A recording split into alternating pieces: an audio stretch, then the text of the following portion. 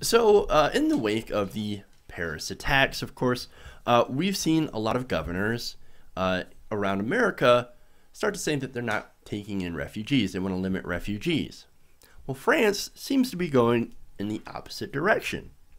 Now, French President Francois Hollande had just recently reaffirmed his commitment to take in Syrian refugees.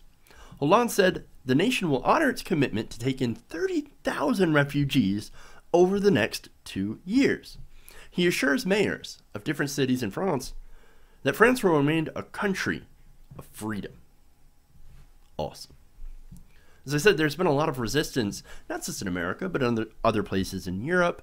But America, of course, I'm going to focus on because, hey, that's where I live, and that's the place that affects me the most, I guess.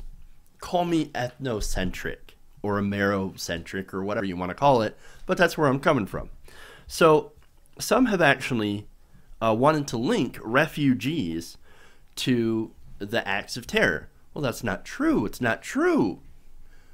You actually had a lot of nationals, French and Belgian nationals, born in Europe, educated in Europe, but radicalized, and had gone to fight in Syria and then had come back, and at least one had actually had a forged passport to try to blend in with the refugees. That's how they got into France for this attack.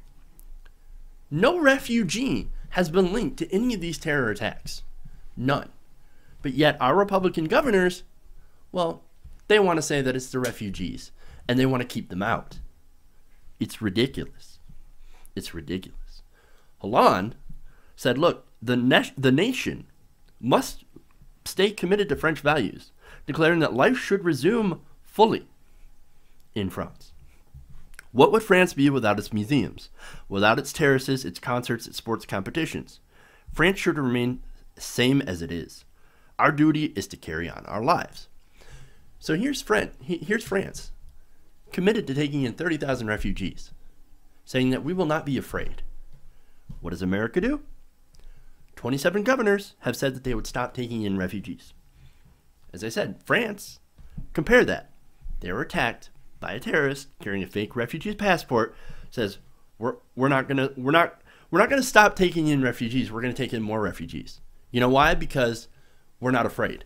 We're not afraid. And it's not the refugees, but here in America, we're bitching about 10,000. Our Republican governors, I hate to say it, they're pussies. They're afraid. We didn't get attacked, but we're acting like it. We're acting like it. Now, to those of you who say, hold on there, we need to vet refugees, right? We need to vet them. We need to make sure that they're not terrorists. Because I heard from Fox News and I heard from different sources that these refugees are dangerous and that ISIS is going to slip in. Well, you realize that we have the strongest vetting process for refugees. It's one of the strictest systems in the world. According to the United Nations High Commissioner for Refugees, a refugee, in order to get into America, undergoes a security clearance check that could take several rounds. An in-person interview, approval by the Department of Homeland Security, medical screening, a match with a sponsor agency, a cultural orientation class, or classes, and after all of that, one more final security clearance. This all happens before a refugee even touches American soil. Tell me again how our vetting process is not strict enough, how we need a better vetting process. And yet here we have the House of Representatives, Paul Ryan, trying to bring out a vote to pass a new law to vet refugees. I think what we already have seems pretty fucking effective. Now, according to Lavinia Limon, who's the president of an advocacy group, the U.S. Committee for Refugees and Immigrants, quote, the process for refugees is the most extensive security screening we have for visitors. It's easier to come in as a tourist, a student, or a businessman. And I would stress businessman for obvious reasons. Because here in America, we think money is so much better. If you got money, hey, come on in, man. Doesn't matter if you're Saudi Arabian who commits crimes. You can get away with it if you've got money. And we've seen that. We've seen Saudi Arabian princes do all sorts of things and yet not get punished. In fact, one of them disappeared because he was going to get brought up on charges of rape. Disappeared. Gone. Gone. But he had money, so we let him right in.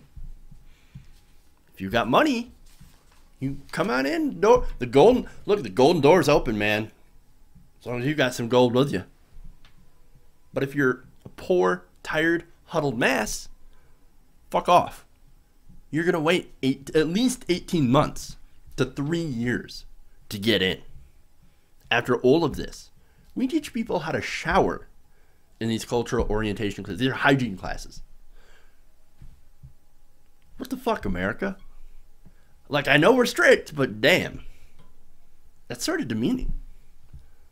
Like, oh, you come from another country? You must not know how to shower. Ridiculous. Ridiculous. Anyway. As I said, since it could take years before a refugee even steps foot in America, tell me, please, why we should be worrying about taking in 10,000 refugees. France is taking in 30,000.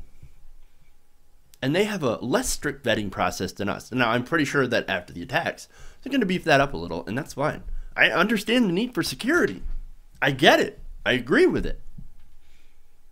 But why should we be bitching about 10,000 refugees? We weren't attacked. They were. And yet they're like, you know what? Life goes on. As I said, man, when it comes to the vetting process, Republican politicians are lying.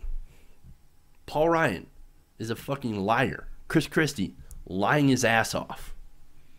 And our governors, 27 of them, 26 are Republicans, and the 27th is a Democrat.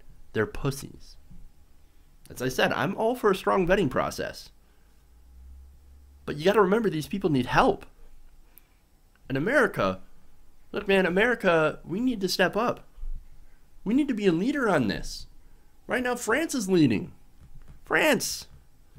And you know why? It's because the French haven't given in to fear. They haven't given in to fear. They're not afraid. And you know what? We shouldn't be either.